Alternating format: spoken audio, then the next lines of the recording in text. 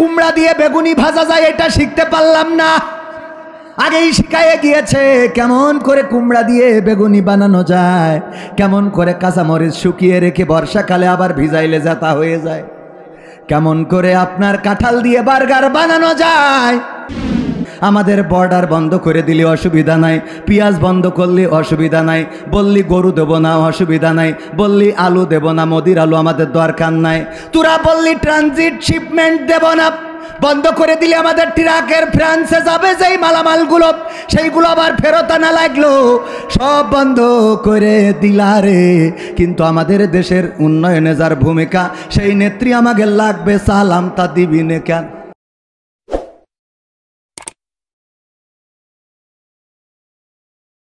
দাদার কাছে সাহায্য চেয়েছে, দাদার কাছে সাহায্য চাওয়ার কারণে দাদার দেশে গিয়েছে, কিন্তু বাংলাদেশ বাবার দেশে আর আসা হবে?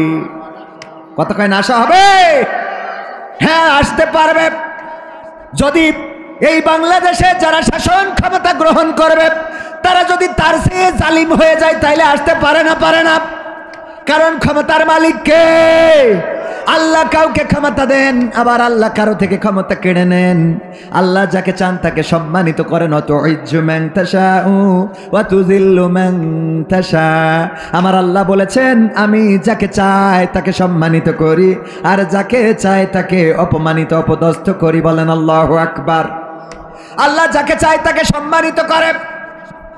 যেই চেয়ার থেকে বলেছিল ডক্টর ইউনূসকে পদ্মা সেতুর উপর থেকে ফেলে দেওয়া দরকার, টুস করে ফেলে দিতে হবে, আর একজনের নাম বলেছিল বেগম খালেদা জিয়াকে, দুইজনকে টুস করে পদ্মা সেতু থেকে ফেলে দেবে। যেই নেত্রী ফেলে দিতে চেয়েছিল সেই নেত্রী পদ্মা সেতু আছে কিন্তু নেত্রী নাই, কথা কয় না। আর যারে ফেলে দিতে চেয়েছিল সেই এখন সেই চেয়ারে, যেই চেয়ার থেকে ফেলতে চেয়েছিল। এরপরেও যারা আল্লাহর চেনে না ওদের চিনানোর আর কোনো রাস্তা নেই। এরপরেও যারা আল্লাহরে চেনে না তাদের চেনানোর আর কোনো রাস্তা আছে?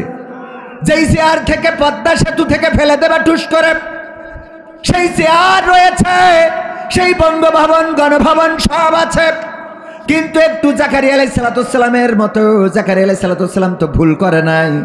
জাকারিয়া আলাইহিস সালামের মাথার পরে যখন করাত লাগলো তখন বলল চুপ থাকতে হবে, কোনো উহ শব্দ করা যাবে না। চিরা খেলো কিন্তু উহ করে নাই, বিনিময়ে আল্লাহ ক্ষমা করে জান্নাত দিয়েছেন। আর আমার নেত্রী যখন ওই পারে গিয়েছে সবাই বলল ওই পারে থাকুক কিন্তু চুপ থাকুক। কিসের চুপ? ওই পার থেকে বলে টুস করে ঢুকে পড়বো, কথা কয় না। বলল রাস্তায় নামো, আর বিনিময়ে ধানমন্ডি শেষ। 32 নম্বর, কথা কয় না। কারণ কথা বললেই বিপদ আছে না নাই? আল্লাহ বলল উহ করা যাবে না, আর ওখান থেকে ছটফট করে, খালি কয় তোমরা নামো আমি আসি। আর এই পাগল যারা রাস্তায় নামে ওদের তো চিন্তা করা উচিত কিসের জন্য, কোন সাহসে রাস্তায় নামে, যেই জায়গার সরকার সমস্ত এমপি মন্ত্রী গোষ্ঠী সুদ্ধা পালাই গেছে। তুমি চায়ের দোকানদার রাস্তায় নামো, তোমার লজ্জা থাকা উচিত। বলেন ঠিক কিনা? এত বড় বড় বাঘা বাঘা নেতারা যারা বলল পালাবো না, খেলা হবে,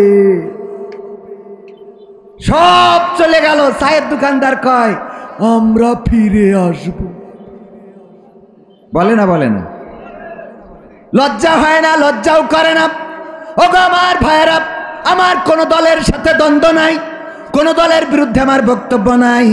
আল্লাহর কথা, ক্ষমতার কথা বলতে গেলাম, কারণ আল্লাহ যাকে চান তাকে সম্মান দেন, আর যাকে চান তাকে অপমানিত অপদস্থ করেন। এই পৃথিবীতে যারা অন্যায় করেছে, জুলুম করেছে, তাদের অবস্থা যা হয়েছে যুগে যুগে কোরআন সাক্ষী। সূরা ফিল পড়লেই আমরা আব্রাহার খবর জানতে পারি না? পারি না?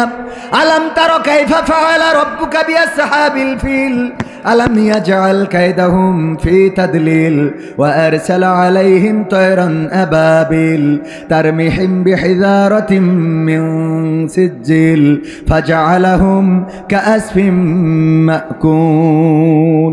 আমার আল্লাহ বললেন ওগো নবী, আপনি কি দেখেননি আমি হস্তি বাহিনীর সাথে কেমন আচরণ করলাম?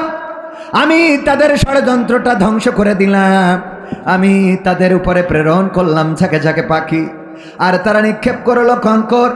ফলশ্রুতিতে তারা কি হয়ে গেল? কি হয়ে গেল? কি হয়ে গেল?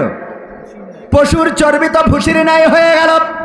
আপনারা সবাই জানেন যখন আব্রাহা হস্তি বাহিনী নিয়ে আসলো আল্লাহর ঘর ধ্বংস করার জন্যে, তখনকার কাবা ঘর রক্ষণাবেক্ষণের দায়িত্ব ছিল কার উপরে? একটু উঁচু করতে হবে, একটু উঁচু। কাবা ঘর রক্ষণাবেক্ষণের দায়িত্ব ছিল কার উপরে? দেখাশোনার দায়িত্ব ছিল কার উপরে? হ্যাঁ, চল। কার উপরে? কার উপরে? Abdul Muttalib. তিনি কে ছিলেন? রাসূল সাল্লাল্লাহু আলাইহি সাল্লামের, আল্লাহ রাসূলের দাদা আব্দুল মুত্তালিব। চাচা নয়, দাদা। আবু তালিব হলো চাচা, আর আব্দুল মুত্তালিব কে? দাদা। কে? আল্লাহর নবীর নাম মুহাম্মদ রেখেছেন কে? নবীজির দাদা আব্দুল মুত্তালিব। আমার নবীর নামটা রেখেছেন, কাবার চত্বরে নিয়ে গেলেন আল্লাহ রাসূল সাল্লাল্লাহু আলাইহি সাল্লাম জন্মগ্রহণের পরে, আর কাবার চত্বরে নিয়ে যে নাম রাখলেন মুহাম্মদ। এই নামটার মানেটা আপনারা জানেন কি না? নাম কি? মানে কি? হ্যাঁ, প্রশংসিত। কিসিত? প্রশংসিত। মুহাম্মদ তিনি প্রশংসিত কিনা? গোটা বিশ্বে বাংলাদেশে কি কখনো এসেছে? কথা কয় না, এসেছে। কিন্তু বাংলাদেশের মানুষ তার জন্য জীবন দিতে রাজি আছে না নাই? আমরা এখানেও রাসূলের বয়ান করি। রাসূল প্রশংসিত হয়েছেন, আল্লাহ রাব্বুল আলামিন তাকে প্রশংসিত করেছেন। ওগো আমার ভাইয়েরা, মুহাম্মদ সাল্লাল্লাহু আলাইহি সাল্লামের জন্মের 50 কোন বর্ণনায় এসেছে 60 দিন পূর্বে, কোন বর্ণনায় 50, কোন বর্ণনায় 60 দিন পূর্বে আব্রাহা এসেছিল আল্লাহর ঘর ধ্বংস করার জন্য। আল্লাহ রাব্বুল আলামিন এই ঘরটা রক্ষণাবেক্ষণ করবেন, কিন্তু আল্লাহ রাব্বুল আলামিন সেই সময় তেমন আল্লাহর কোনো বাহিনী ছিল না, সেই সময় তেমন কোনো বান্দা ছিল না এই কাবা ঘর দেখাশোনা রক্ষণাবেক্ষণ করে টিকিয়ে রাখবেন আব্রাহার বাইরে। আব্রাহা আসলো ধ্বংস করার জন্য। আব্দুল মুত্তালিবের উটের খবর শুনে ধরে নিয়ে গেল। আব্দুল মুত্তালিব চলে গেলেন আব্রাহার কাছে, যেয়ে বললেন, আব্রাহা তোমার সৈন্যবাহিনী আমার উট ধরে নিয়ে এসেছে, উটগুলো ছেড়ে দাও। আব্রাহা বলল, গো আব্দুল মুত্তালিব, উটগুলো ছেড়ে দিচ্ছি, অসুবিধা নাই, কিন্তু আমার দুঃখ হলো আমি শুনেছি এই কাবা দেখাশোনার দায়িত্ব তোমার, চাবিটা আছে তোমার কাছে, রক্ষণাবেক্ষণ করো, তুমি ঝাড়ু দাও। তুমি তো কাবার ব্যাপারে কোনো কথা বললে না, তুমি তোমার উটগুলো চাইলে, কারণটা কি? আব্দুল মুত্তালিব বললেন, উটের মালিক আমি, আর কাবার মালিক হলেন কে? চিল্লায়ে বলেন কে? কাবার মালিক হলেন আল্লাহ, আর উটের মালিক আমি। আমার উটটা আমি ছাড়িয়ে নিতে এসেছি, আর কাবার মালিক হলেন আল্লাহ। আল্লাহ রাব্বুল আলামিন যদি চান তাইলে কাবা ঘরটা তোমার থেকে ছাড়িয়ে নিবেন। আব্দুল মুত্তালিব কাবার দরজায় গেলেন, দরজায় হাত লাগিয়ে, এখনো যারা মক্কায় মদিনায় যান তারা একটু কাবার দরজার কাছে যেয়ে হাত লাগিয়ে প্রার্থনা করার সুযোগ খোঁজেন। ওই কাবার দরজায় দাঁড়ালেন, আর আব্দুল মুত্তালিব হাত দিয়ে ফরিয়াদ করলেন, ওগো রব, এই কাবা ঘর রক্ষণাবেক্ষণ করার মতো সক্ষমতা আমার নাই। আব্রাহা এসেছে হস্তি বাহিনী নিয়ে, তার সৈন্যবাহিনী, তার পদাতিক বাহিনী, তার ঘোড়া বাহিনী সব নিয়ে এসেছে। সবচেয়ে বড় ছিল যেটা, সেটা হস্তি, হাতি। আল্লাহ, আমি তার সামনে দাঁড়াবো তেমন সক্ষমতা আমার নাই। তুমি যদি চাও তাইলে তোমার ঘর তুমি রক্ষা করতে পারো। ওগো আল্লাহ, তোমার ঘর প্রয়োজন যদি থাকে তুমি রক্ষণাবেক্ষণ করো। আল্লাহ রাব্বুল আলামিন সেই ঘর রক্ষণাবেক্ষণ করেছেন, বলেন সুবহানাল্লাহ। এই জন্য আল্লাহর ক্ষমতার অস্তিত্ব আগে আপনাদের জানতে হবে, আমাদের জানতে হবে। আল্লাহ কি পারেন। বর্তমান দুনিয়ায় 41 সাল পর্যন্ত থাকতে চেয়েছিল শেখ হাসিনা সরকার, আলেমদেরকে ধরেছে, মেরেছে, নির্যাতন করেছে। এমন কোন ভালো মানুষ নাই যার নামে মামলা নাই, ঠিক না বেটে? একবার আমাদের এক হুজুর বললেন, আমি চা খাওয়ার জন্য, আমাদের বলল, কিছু লোক বলল চলেন আলহাজের চায়ের দোকান থেকে চা খেয়ে আসি। আমি গেলাম, যাওয়ার পরে চায়ের দোকানদারের দেখে বুঝলাম যে এই লোক তো আলহাজ হইতে পারে না। আলহাজ তো হবে হযরত মাওলানা আব্দুল মজিদ আল আজাদ সাহেব। চেহারা সুন্দর, টাকাও আছে, পয়সাও আছে, যশোরে থাকে, উনার টাকা আছে, উনি আলহাজ হবে। চায়ের দোকানদার কি করে আলহাজ হয়? চেহারাও ভালো না, ঠোঁটের অবস্থা খারাপ। এরকম আছে না? বক্তা যে জিজ্ঞাসা করলেন, আলহাজ এটা কি তোমার দোকান? হ্যাঁ। তুমি কি করে আলহাজ হইলা? হজ করেছো কত সালে? কয় হুজুর বিয়াদবি, মাফ করবেন, আমি আলহাজ না, হজও করি নাই, হজ করার মতো টাকা নাই। তাইলে তোমার এই দোকানের নাম আলহাজ হইল কেমনে? যে আলহাজের চায়ের দোকান। চায়ের দোকানদার কয়, হুজুর আল্লাহর কসম করে বলি আমি আলহাজ না, তবে আমি একটা কথা বলতে পারি, আমি হলাম জেল হজ। কি হজ? কি করে জেল হজ? হুজুর আমি ফ্যান্সি ডিলের ব্যবসা করতাম, গাঞ্জার ব্যবসা করতাম। কিসের ব্যবসা? গাঁজার ব্যবসা, ফ্যান্সি ডিলের ব্যবসা, ইয়াবার ব্যবসা, এইসব ব্যবসা করতাম। 2 নম্বরে আমারে পুলিশ ধরলো, জেলখানায় দিল। জেলে এসে দেখি ওরে আল্লাহ, আমি ছাড়া আর ভালো মানুষ একটাও নেই। সব দাড়িওয়ালা, টুপিওয়ালা, পাঞ্জাবিওয়ালা, জুব্বাওয়ালা, মাওলানা মুফতি, জামাতের আমির, বিএনপির নেতা, কথা কয় না, সব জেলখানায়, শুধু আমি একমাত্র ভালো মানুষ, বাকি সব অপরাধী। জিজ্ঞেস করি আমার মামলা তো একটা, আর যার জিজ্ঞেস করি কয় 32টা, 36টা, 72টা, 73টা। এত বড় বড় পাপী।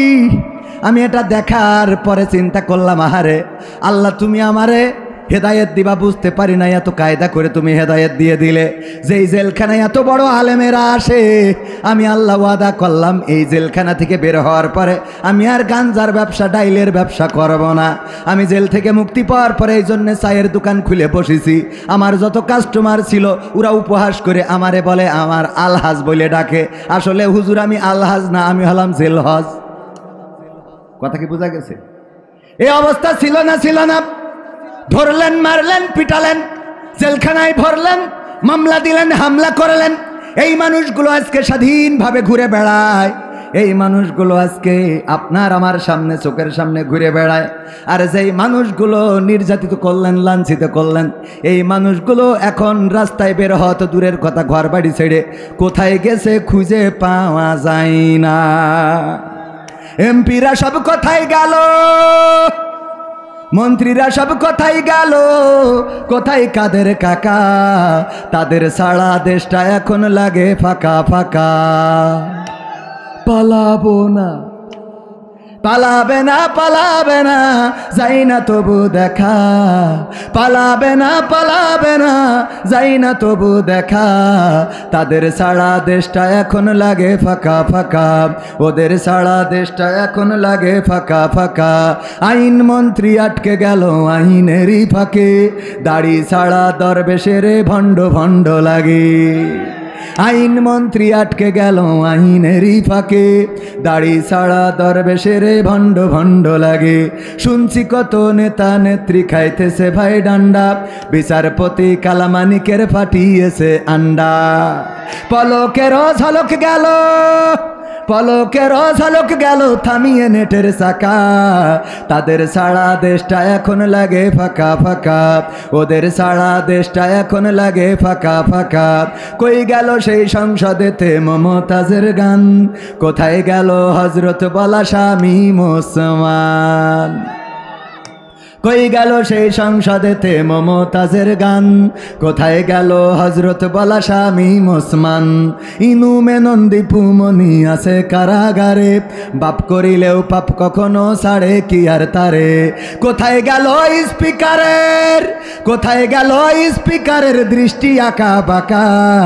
তাদের সারা দেশটা এখন লাগে ফাঁকা ফাঁকা, ওদের সারা দেশটা এখন লাগে ফাঁকা ফাঁকা। কোথায় গেল আরাফা তার ব্যারিস্টার সুমন, কথা বলার সময় তারা করেনি ওজন? মুরগি কবির খাইছে ধরা, জাফর কোথায় আছে? গোপনে কি সেও গেল মোদি দাদুর কাছে? কোথায় গেল এ সালমের, কোথায় গেল এ সালমের কাড়ি কাড়ি টাকা? তাদের সারা দেশটা এখন লাগে ফাঁকা। লাগে না, লাগে না। আমরা রমজানের মাস চলে গেল, কুমড়া দিয়ে বেগুনি ভাজা যায় এটা শিখতে পারলাম না। আগেই শিখাইয়ে গিয়েছে কেমন করে কুমড়া দিয়ে বেগুনি বানানো যায়, কেমন করে কাঁচামরিচ শুকিয়ে রেখে বর্ষাকালে আবার ভিজাইলে যাতা হয়ে যায়, কেমন করে আপনার কাঁঠাল দিয়ে বার্গার বানানো যায়। আমার দাদারা বলল আমাদের আর পেঁয়াজ দেবে না। আমার দাদারা আবার বলে জয় শঙ্কর কি বলল, তারা নাকি আমাদের দেশের সবচেয়ে বেশি শুভাকাঙ্ক্ষী, কল্যাণকামী নাকি দাদারা, কথা কয় না। কয়দিন আগে জয়শঙ্কর 2 দিন আগে বলেছে এই বাংলাদেশের কল্যাণ যারা চাই সবচেয়ে বেশি চাই ভারত। বলেন নাউজুবিল্লাহ। ওরাই আমাদের এত কল্যাণ চাই যে বর্ডারে গেলেই আমাদের দেশের মানুষগুলোকে পাখির মতো গুলি করে হত্যা করে, বলেন ঠিক না বেঠিক? আমাদের দেশের মানুষগুলোকে পাখির মতো গুলি করে শুধু হত্যা করে না, তারা এতটাই গুলি চালায় যে এই যে কয়েকদিন আগে কোন বর্ডারে যেন দেখলাম ওরা আমাদের দেশের নাগরিক মনে করে গুলি করেছে, পরে লুঙ্গি খুলে দেখে কাটা। কি কাটা? কাটা মানে নিজেদের তা নিজে মেরে দিয়েছে। কারণ এত মারা মারে রে যে কোনটা নিজের কোনটা পরের বুঝতে পারে না। আমাদের এত শুভাকাঙ্ক্ষী যে আমাদের দেশের উন্নয়নে যার এত ভূমিকা, পদ্মা সেতু, মেট্রো রেল, যেই নেত্রী বানাই দিল এক্সপ্রেসওয়ে, এলিভেটেড হয়ে, তারপরে যে টানেল বানালো, রাস্তা পাকা করে দিল, ঘরে ঘরে চাকরি দিল, 10 টাকা চাউল খাওয়াইলো, কুমড়ো দিয়ে বেগুনি বানানো শিখালো, আমাদেরকে পেঁয়াজ ছাড়া রান্না শিখালো, বার্গার বানানো শিখালো কাঁঠাল দিয়ে, গোশতের অভাব পূরণ করা কাঁঠাল দিয়ে শিখাই দিল। এত উন্নয়ন উন্নয়ন উন্নয়ন, সেই নেত্রীরে ওরা নিয়ে যেয়ে আমাদের তেজ মারিয়ে দেশ। কথা কয় না? এটা কি ওরা যদি আমাদের শুভাকাঙ্ক্ষী হইতো তাহলে এত উন্নয়ন যে করিতেছে তার কি ওই দেশে নিয়ে যাইতো? আবার আমার ডক্টর ইউনূস বলল আমাদের ওইটা লাগবে, তাও দিতে চাই না। কথা কয় না? ডক্টর ইউনূস বলল তোরা সব বন্ধ করে দিছিস, অসুবিধা নাই, আমাদের ভিসা দিস নে, অসুবিধা নাই। ভিসা বন্ধ করে দিলি, এম্বাসিগুলো বন্ধ হয়ে গেল, অসুবিধা নাই। আমাদের বর্ডার বন্ধ করে দিলি, অসুবিধা নাই। পেঁয়াজ বন্ধ করলি, অসুবিধা নাই।